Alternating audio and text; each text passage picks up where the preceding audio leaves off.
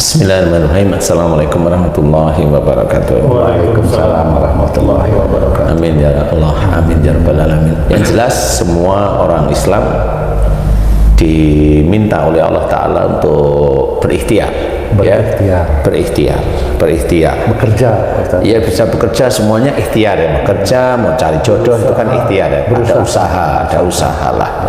Itu sama seperti yang diceritakan dalam Quran, faida qudiyati sholatu fantasiru fil ard wa batagu min fadlillah. Jadi setelah kita tunaikan sholat, maka kita disuruh bertebaran di muka bumi untuk mencari rezeki Allah. Itu semua, baik yang orang biasa, pendakwah pun disuruh mencari rezeki. Disuruh mencari rezeki Allah, baik bertebaran jadi mencari rezeki. Jadi bagaimana dengan dakwahnya? Apakah dakwahnya itu mencari rezeki? Silahkan. Kalau memang dakwah itu sebagian kecil dari hanya untuk panggilan hati, untuk syiar, kemudian dia mencari rezeki di luar ceramah, maksudnya itu malah lebih bagus lagi. Yang utamanya dia sudah punya, itu akan lebih bagus lagi. Nah, itu jelas, itu berarti seorang muslim disuruh mencari rezeki, berikhtiar lah ya. Kemudian cara ikhtiar juga harus dengan cara-cara yang halal, yang halal baik ya. Jangan yang berhubungan dengan yang haram atau abu-abu ya, jangan ya. Subhat itu janganlah ya, pokoknya jelas-jelas saja. Nah, di dalam mencari rezeki itu juga harus hati-hati. Kalau kerjanya kantoran relatif agak aman, tapi kalau kerjanya berdagang, ini bahaya. Bukan bahaya, nyerempet biasanya. Bagi yang berdagang biasa, lurus-lurus saja ya, insya Allah nggak ada persoalan. Maksudnya biar dagangannya laris, ke orang pintar itu, ke kiai ini, ke kiai itu, ke dukun itu, ke dukun ini, ke kiai sono, ke sana, semua orang-orang yang hebat-hebat itu katanya dimintain. Nah itu sama, itu tidak minta pertolongan kepada Allah Ta'ala, tapi minta pada orang yang pasti akan diberi amalan-amalan. Nanti dibekali air, disiram-siramin, dibekali minyak, disiram-siramin. Itulah yang menjadikan musyrik, apapun bentuknya itu musyrik insya Allah. Jadi dengan dipakai air, dipakai minyak, itu, nah itu nanti habis itu memang warungnya jadi laris loh. Kenapa kok bisa laris? Nah karena memang ada sesuatu di air itu, ada sesuatu di minyak itu, ada sesuatu di mantra itu, atau amalan itu ada sesuatu, sehingga tidak sebegitunya. Kalau dari Allah Ta'ala tidak sebegitunya. Nah yang begitu Allah tidak suka. Kemudian dari pekerjaan itu umpamanya ada yang menjadi tenaga kerja di luar negeri, monggo silahkan, tapi yang baik ya. Nah dari pekerjaan-pekerjaan yang sudah kita kerjakan ini, kemudian ada dari kita ingin meningkatkan, gimana caranya kita tidak salah di hadapan Allah Ta'ala. Sebenarnya Allah itu banyak menceritakan dalam Quran, yang ini malah urutannya ada nih. Itu dalam surat Az-Zariyat diceritakan, wa fis sama'i rizqukum wa ma tu'adun. Jadi di langit ada jalan rezeki kita. Nah, jalan rezeki itu sebenarnya Allah sudah, kalau Allah bilang di langit, itu adalah yang dirahasiakan oleh Allah. Biasanya itu kita namakan Lauh Mahfuz. Biasanya itu ada jalan rezeki kita itu di sana. Tapi gimana caranya jalan rezeki itu sampai kepada kita? Jalannya dulu aja sampai. Nah Allah menceritakan, innahum kanu qabla dzalika muhsinin. Jadi sesungguhnya mereka di dunia selalu berbuat kebaikan. Berbuat kebaikan bagi orang Islam apa? Sholat yang tertib, 5 waktu itu harus jalankan ya. Kemudian tambahkan sunnah. Yang tertib di mana? Dari mulai wudhunya juga diperhatikan. Kemudian kalau udah sholat belajar khusyuk. Mau suratnya panjang pendek tidak persoalan, yang penting khusyuk. Kemudian doa yang baik, doa itu ya banyak-banyak memuji Allah, memohon ampun, memuji Allah, mohon ampun, seperti itu. Kemudian dari sholat sudah, kemudian baca Quran, kemudian apalagi berbuat baik ini, kan gitu ya. Selain puasa ya, puasa kan di bulan Ramadan, atau puasa-puasa sunnah yang memang dianjurkan oleh Rasul, boleh silahkan. Kemudian apalagi berbuat kebaikan dengan orang tua, itu juga harus. Karena dengan berbuat baik kepada orang tua itu mulai dari kita hormat, cara bicara kita harus hormat, tidak menyakiti hati orang tua. Kemudian, nah yang biasa ini yang biasanya kelewatan ya, cara bicara, kemudian sopan santun, adab dengan orang tua atau dengan mertua itu harus kita bawa, tetap kita bawa itu baik dan niatkan karena Allah. Kalaupun umpamanya orang tua itu sering jengkel kepada kita, marah pada kita, padahal kalau kita cari kayaknya insya Allah saya nggak salah, dengerin aja. Kita dimarahin sama orang tua atau mertua itu dengerin aja, kemudian bertasbihlah kepada Allah. Subhanallah, subhanallah, nggak usah kencang-kencang. Pada waktu kita dimarah orang tua, tundukkan kepala, bertasbih kepada Allah Ta'ala. Terus dalam segala keadaan seperti itu lakukan, nanti Allah akan mempersiapkan rezeki-rezeki yang lebih baik. Di luar itu ada lagi, kalau umpamanya pada saat kita itu membutuhkan sesuatu, kita ada uang, kita mau membutuhkan sesuatu, tiba-tiba orang tua itu bicara sama kita punya uang nih, tiba-tiba orang tua itu bicara sama kita, "Nak, aku butuh uang sekian, kamu punya enggak? Bener ini untuk ini." Nah, apa yang dibilang sama orang tua kita itu sama seperti uang yang kita pegang. Kalau sudah memang kita itu seperti itu, ada tanda-tanda dari Allah, berarti ini semuanya dari Allah. Saya punya pegangan uang sekian, orang tua kok ngomong begini, dan jumlah uangnya kurang lebih sama. Yang didahulukan yang mana itu? Yang didahulukan orang tua. Dahulukan orang tua. Karena pada saat orang tua itu kita beri, kamu nggak butuh? Enggak, untuk ibu aja atau untuk bapak aja, monggo silahkan. Padahal kita butuh nggak usah ngomong sama orang tua, tambah sedih nanti orang tua. Enggak, alhamdulillah saya masih ada kok Bu, pakai aja silahkan, monggo. Nah, hati orang tua itu senang, pasti dia akan mendoakan tanpa kita suruh, beliau akan mendoakan. Dan itu nanti kalau mau tahu menjadi lucu, tapi itu serius. Tiap kali kita punya uang, nanti orang tua minta. Padahal orang tua itu nggak tahu uang kita, tapi kalau kita minta itu pas saja kita. Kalau saya boleh mengajak, suruh pakai orang tua, pakai orang tua. Kemudian tanya, "Mama ada uang?" "Alhamdulillah masih." Gitu. Tidak usah kita munculkan bahwa sebenarnya kita butuh uang itu. Tinggal kita bilang sama istri kita sementara tidak jadi dulu ya, dan nenangin istri, harus nenangin istri. Udah nggak apa-apa. Nah, di titik itulah Allah suka. Itu berbuat baik di dunia itu salah satunya itu mendahulukan orang tua. Jadi pergunakan hal-hal seperti itu walaupun kelihatannya sepele. Bisa aja kita bisa bilang sama orang tua, "Saya nggak punya Bu," kayak gitu. Nanti uang itu hilang. Nah, itu biasanya begitu. Karena itu cara Allah menguji kita. Itu ujian dari Allah Ta'ala. Jadi hati-hati. Nah, biasanya orang muslim itu tidak tahu kalau itu lagi diuji. Nah, dahulukan orang tua. Itu berbuat baik di dunia itu seperti itu. Kemudian hormati istri, sayangi istri. Kemudian ditegakkan istri itu ada dalam syariat Allah. Jangan sampai istri itu hanya kita seneng-senengin, tapi dia memang keluar dari garis Allah. Itu tidak boleh seperti itu. Jadi tetap harus di garisnya Allah, sehingga titik itulah kita berbuat baik kepada diri kita, ibadah-ibadah kita, dengan istri kita tegakkan, dengan anak-anak kita tegakkan, walaupun tidak dengan keras, tidak dengan emosi, tidak dengan marah. Kemudian dengan orang tua kita hormat, kita sopan, ada adab dengan orang tua, seperti itu. Nah, kemudian dengan yang lain-lain juga sama. Nah, itu dari satu ayat, innahum qabla dzalika muhsinin.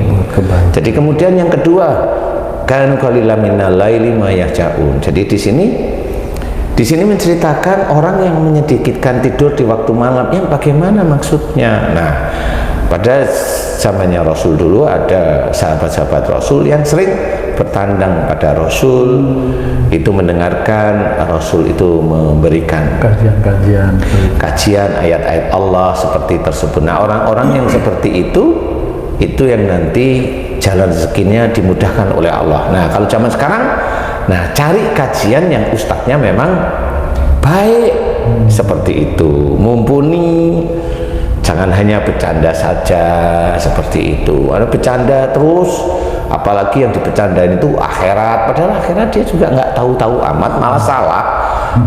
dibecandain malaikat, yang dibecandain itu Allah. Ya janganlah, itu nanti hatinya itu keras dan itu akan menjadikan rusaknya iman kita. Cari ustadz yang memang baik, menganjurkan yang baik, tidak provokatif seperti itu ya, selalu mengajak ke arah yang benar, mengajak ke arah yang baik seperti itu. Tidak ini menyalahkan ini, enggak usah itu didengarkan. Kalau mau mendengarkan silahkan, tetapi hanya cuma sekedar sebagai referensi aja. Ramakum indallahi atqakum. Jadi jelas sesungguhnya orang mulia di hadapan Allah adalah orang yang paling takwa. Nah, takwa ini tidak memandang tingkatan pendidikan. Pendidikan itu hanya mengetahui, oh begini toh Allah, oh begini toh yang harus kerjakan, seperti itu. Kalau ketaatan, enggak, ketaatan itu walaupun dia itu belajarnya dikit, tetapi dia satu ayat dia kerjain, satu ayat dikerjain, itu malah hasilnya lebih bagus daripada hafal tapi ngomong aja. Ya bisa seperti itu, tapi satu ayat dikerjain, hadis dikerjain, dijaga, dia jaga. Sunnah Rasul itu dia jaga tanpa dia bilang kepada orang lain. Kan seperti itu. Oh, itu bisa dilirik oleh para malaikat yang memang itu imannya tinggi, semakin lama semakin tinggi. Nah, itu ketakwaan dia kepada Allah Ta'ala tinggi, walaupun secara pendidikan biasa, tidak tampak. Enggak, biasa. Ada seseorang umpamanya doktor nih, dia sekolah agama, sekolah agama, kemudian dia berdakwah nih. Bisa aja dokter yang sekolah agama dari pesantren yang cukup terkenal di Indonesia atau cukup terkenal di dunia, dia sakit, mamanya sakit gagal ginjal, sakit mamanya hatinya keras, lever dan sebagainya. Ini kalau kita lihat dia sekolahnya begitu. Kemudian ada nih orang nggak sekolah agama tapi sakitnya sama seperti dokter yang sekolah agama. Mana yang katanya mau dosanya diampuni, digugurkan, padahal sakitnya sama? Karena orang nggak bisa tahu mana, padahal sakitnya sama, nggak bisa. Oh, dia yang sekolah agama ini yang digugurkan sakitnya, yang enggak boleh seperti itu, nggak bisa. Karena yang seperti itu berarti besok menurut mereka di surga itu hanya orang-orang pintar aja. Enggak. Makanya kayak mamanya teman-teman yang kerjanya di luar negeri itu banting tulang bener, menghidupi keluarganya, menghidupi suaminya, menghidupi ibu bapaknya, anaknya, dia banting tulang. Kemudian dia di luar negeri itu betul-betul dia itu belajar taat pada Allah Ta'ala. Ya malah seperti itu bisa aja dilirik oleh Allah Ta'ala dengan amal-amal yang baik. Seperti itu. Nanti kalau dia itu pulang ke sini, dia mencoba untuk berusaha, umpamanya udah saya capek menjadi tenaga kerja luar, kemudian dia mencoba usaha, loh bisa aja besok usahanya malah naik. Jenjang pendidikan itu tidak menjamin, ya tidak menjamin, itu hanya pengenalan aja. Sama mamanya lingkupnya, kamu itu mamanya sukanya di kafe, nanti kalau kamu dapat jodoh ya jodohnya ya begitu-begitu aja. Ustaz, tadi tentang rezeki apa yang kita makan ya Ustaz nih, berupa makanan dan lain-lain, apakah itu juga baik buruknya dipengaruhi oleh cara mendapatkan rezeki itu sendiri Ustaz? Insya Allah prosentasenya memang seperti itu, ya insya Allah seperti itu. Jadi seseorang yang semakin lama dia itu ngawur perbuatannya, ya dia akan mendapatkan makanan yang memang nggak berkah. Tapi kalau dia itu dalam sehari-harinya itu belajar taat kepada Allah Ta'ala, walaupun yang dia makan itu cuma nasi pecel mamanya, setiap hari itu nasi pecel, itu yang berkah malah yang seperti itu. Jadi memang itu tapi yang tahu itu kan hanya kita sama Allah aja sebenarnya. Kalau orang lain kan nggak ngerti. Kelihatan itu kalau mamanya makan di warung Korea itu kayak orang kaya, ya kayaknya dari mana kan nggak tahu. Kalau makan di warung Jepang, wah itu orang ini nih, wah, tapi uangnya dari mana kan nggak tahu. Dia naik, mamanya naik Mercy, dia uangnya dari mana kan nggak tahu. Pengaruh kesehatan juga dipengaruhi juga Ustaz? Sama, kalau istilahnya dia dalam mencari rezeki itu banyak haramnya, otomatis perilakunya itu perilaku tidak baik. Tanggung renteng semua. Iya, ikutlah ya, ikut. Jadi pasti seperti itu.